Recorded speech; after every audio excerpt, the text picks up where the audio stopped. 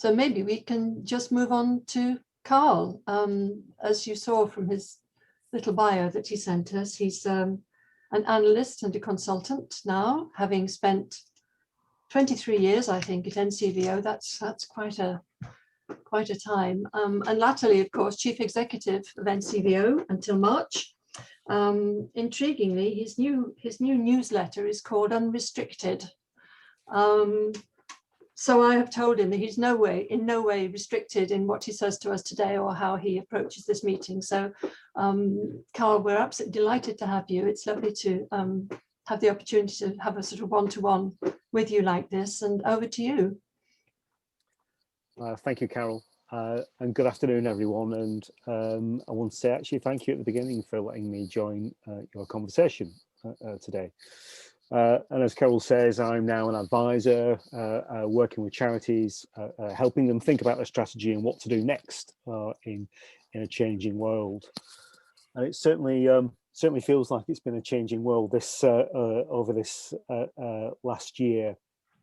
And in trying to think about COVID and the pandemic, I'm actually, as Carol said, I'm going to draw upon my previous role as chief exec at NCVO, which, for those of you that don't know, is one of the main sort of membership bodies for charities and volunteering. And I'm going to try and draw a bit about on some of the things that sort of people shared with me sort of over the last year.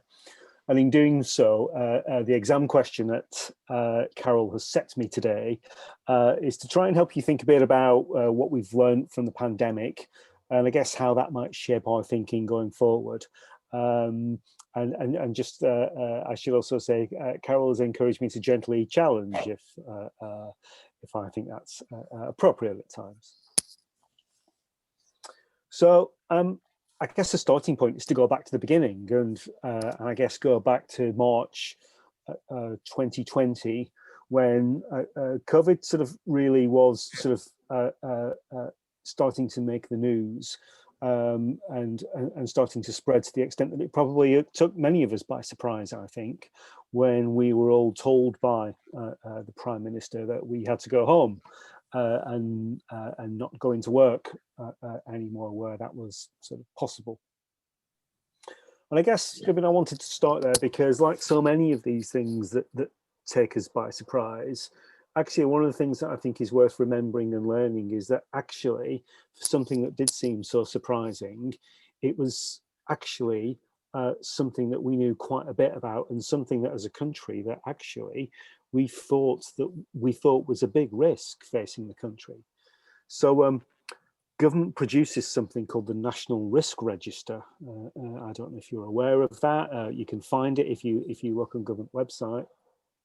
On this is the main gov.uk website, and indeed, when you look at this National Risk Register document and you see what are the risks facing the country, an influenza-style pandemic is up there as, I think, number 1 or number 2. So I say that at the beginning because I think there's some learning here for us as a sector in terms of how we think about risks, how we spot them, how we plan for them. And knowing that something is coming and being prepared for that thing that's coming, they're not the same thing. And I wonder sometimes if as funders and as sort of infrastructure bodies, we need to have a bit of think about how we ourselves sort of acknowledge those risks that exist, and then how we help the people that we're here to support, how we help them sort of, if nothing else, be aware of them and maybe help think about how they might want to manage them and sort of plan for them. Secondly, the sort of the learning and the thing that I wanted to take from the lockdown is that it's very clear that as we shifted to remote working, lockdown, our buildings and so on being closed, is that very, very quickly we've had to find new ways of working, and that's been well, it's been extremely disruptive for the sector. It's been really challenging, but also I think I'd argue that one of the things that I've seen is that many organisations actually have been incredibly innovative in terms of how they've responded to lockdown and having to find sort of different ways of working. And there have been lots of examples of where organisations have moved quickly and they've innovated. I was talking to someone who's running a small museum the other day, and they've started to think much differently about their supporters and their membership, and almost sort of move away from their museum as a place where people come and visit, and it's forcing them to sort of think quite differently about their membership and that membership as a community that's much less about just the building that they sort of operate on.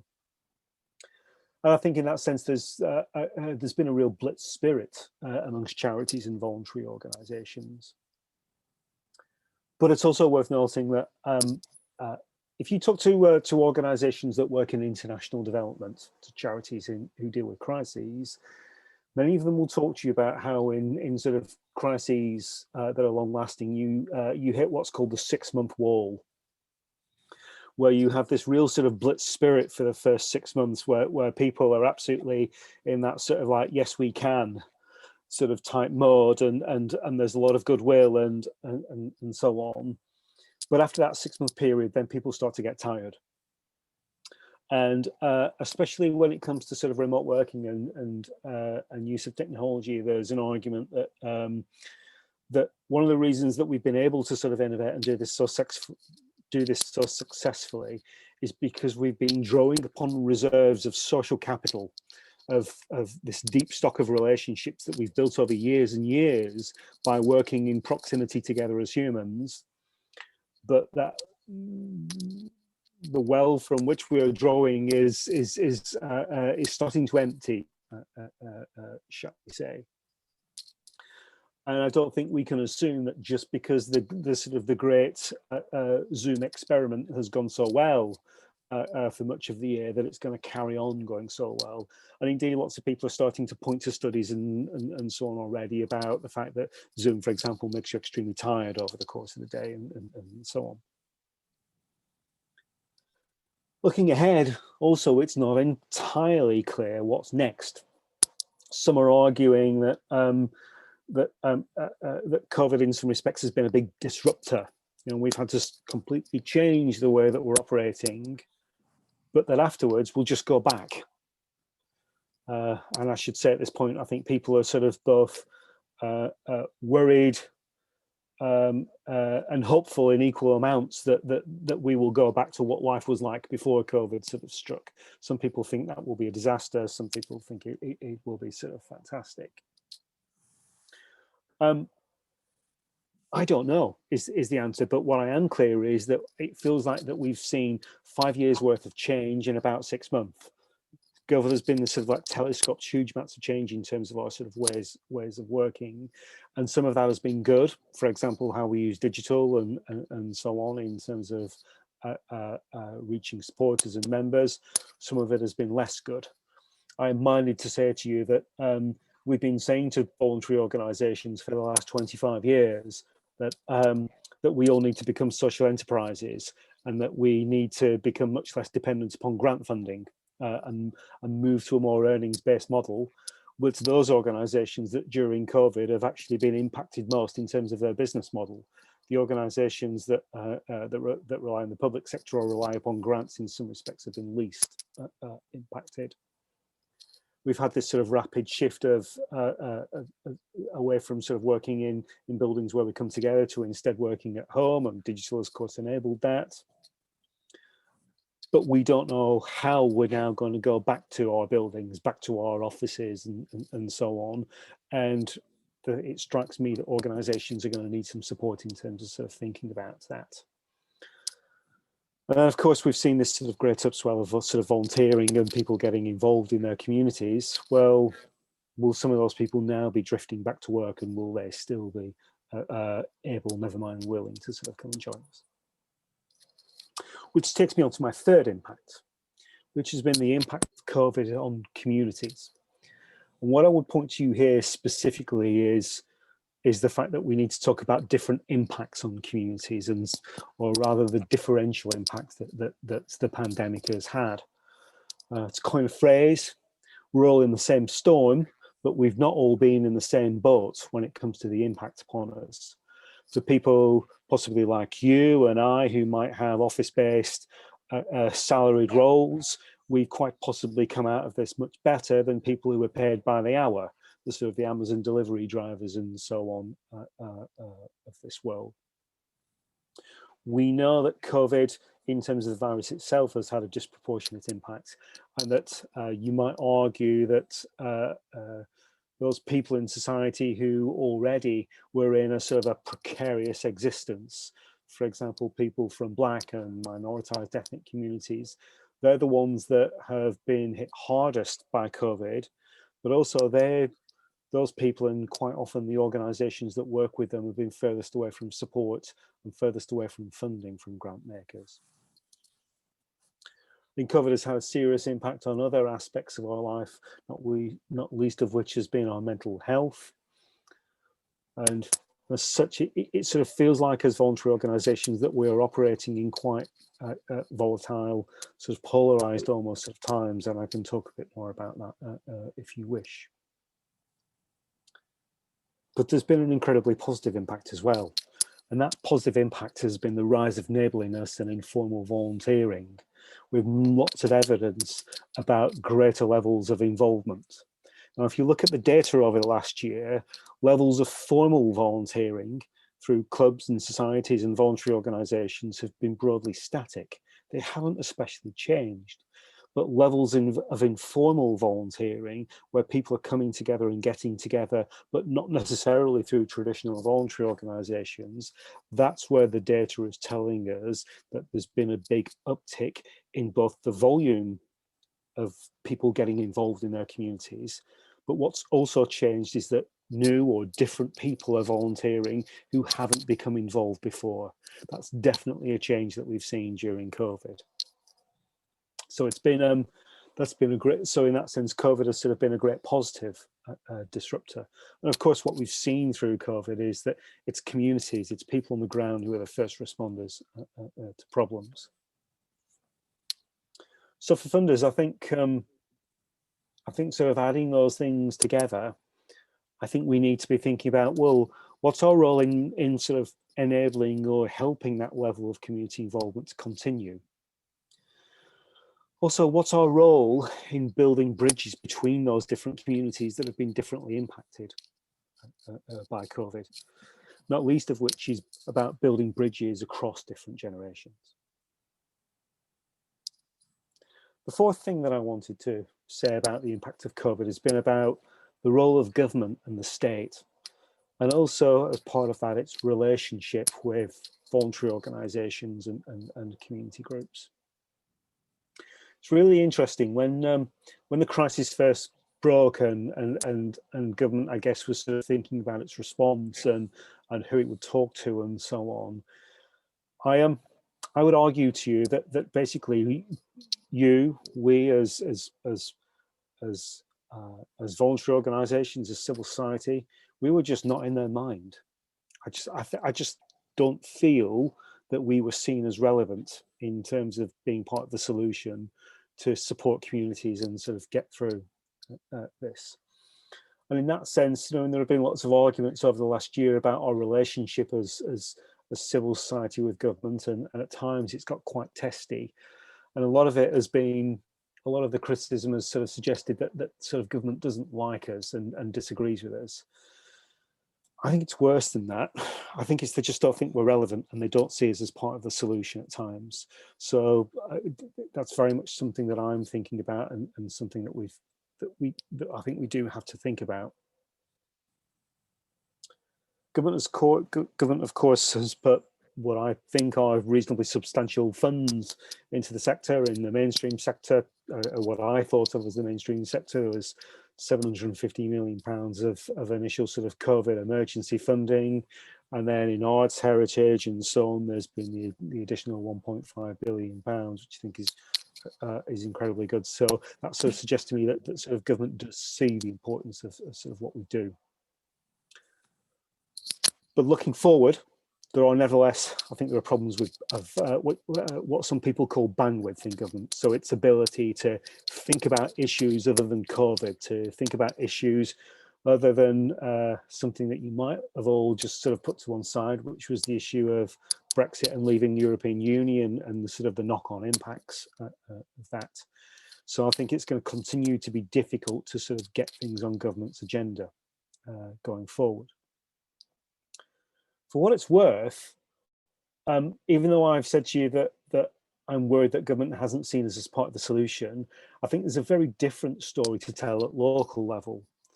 And all the feedback that I'm seeing is that actually at local level, local government has almost rediscovered civil society.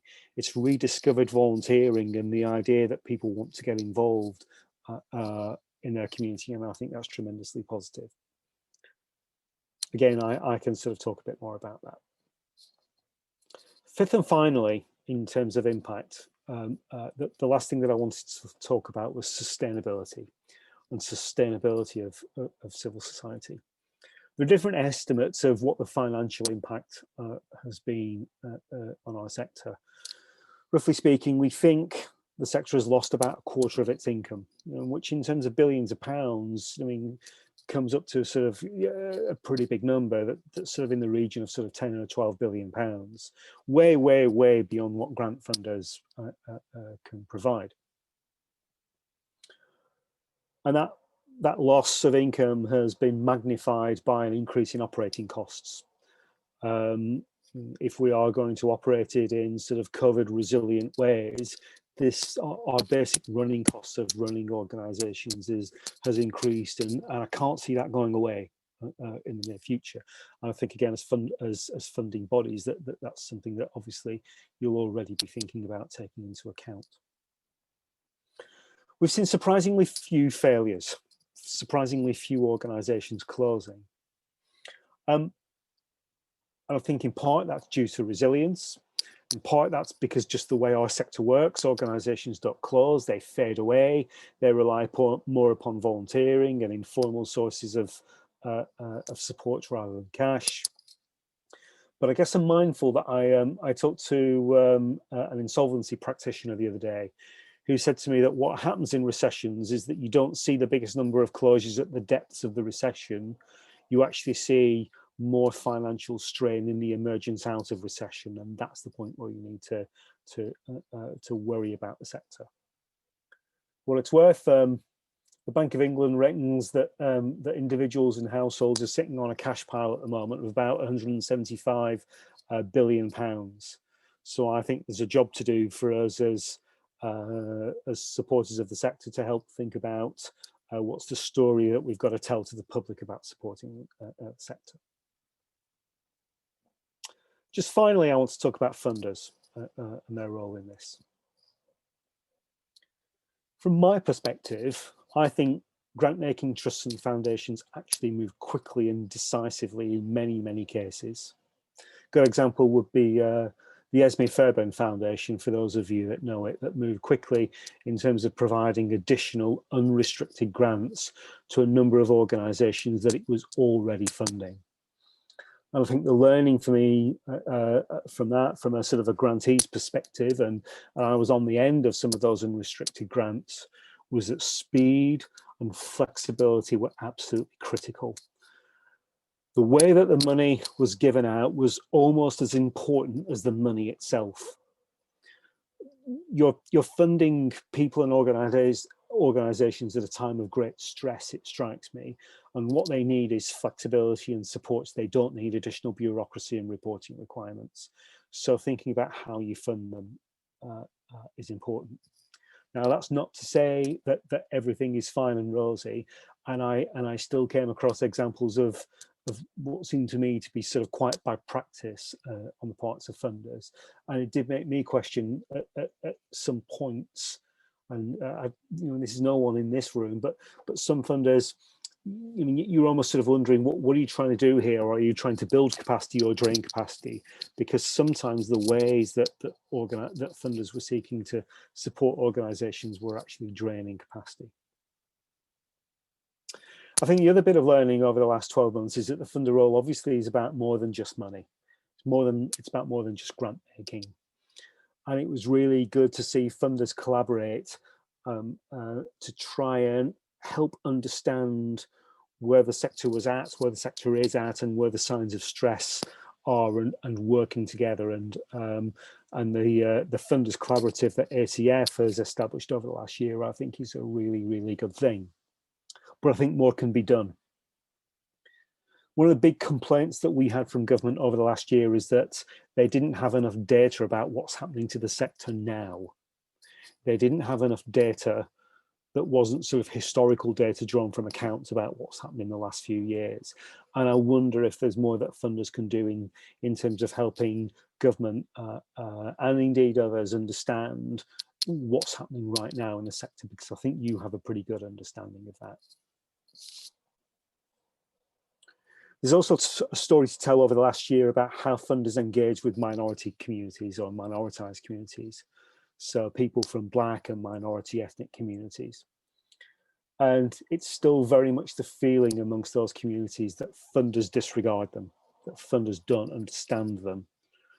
And that a lot of the way in which funders have tried to sort of meet the concerns of those communities, the phrase that is used, and this is challenging, the phrase that's used is that a lot of action that's been taken on the part of funders is performative. It's about showing to the world that you're doing good things rather than genuinely changing how you work and genuinely changing your processes and your people, so that you are both representative of communities that you seek to serve, but also in ways that hand over power and at times control to people sort of that you fund. It's a debate that very much has started in the US. You might have come across this idea of community-centric fundraising in the US, but it's definitely something that's very much coming to these shores now. So I think one of the things that sort of has happened during COVID is that there's much more scrutiny of grant makers, and I think that COVID will accelerate that further.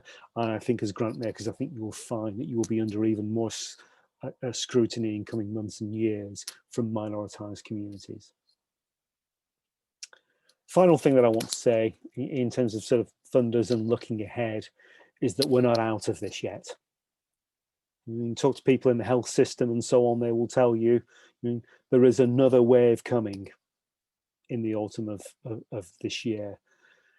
And that's another wave that's going to hit a sector and its leadership who in many cases are tired. They haven't quite recovered from the first two waves. They're exhausted. And they're dealing not just with COVID, but in wider world events. So I think we've got to be thinking about how do we support our own people, our own community, who are in some cases going to struggle coming through these sort of coming months and years. That support's important. But the very last thing I will say is that I think at times what I've seen over this last year is that support for the sector that's much needed, and I don't just mean financial, I mean other sorts of support in terms of networks and so on. It also needs to be mixed with some gentle challenge. Because at times I think one of the things that COVID has done is that it's made our sector appear quite introspective, looking inwards rather than sort of looking outwards. And I think as we emerge, hopefully, out of the pandemic, we've got to make sure that we keep looking upwards and outwards and having more conversations like the ones that we're having today. We can't preserve the sector in aspect, and indeed, nor we should do. So it's right and proper, I think, going forward, that you continue to have these sorts of conversations where we are asking ourselves what has worked, but also what hasn't worked as well. Everyone, I hope that's okay. I'm going to stop at that point. And more than happy to sort of continue as part of the conversation and answer any questions that you might have of me, or indeed challenges of me. Thanks, everyone.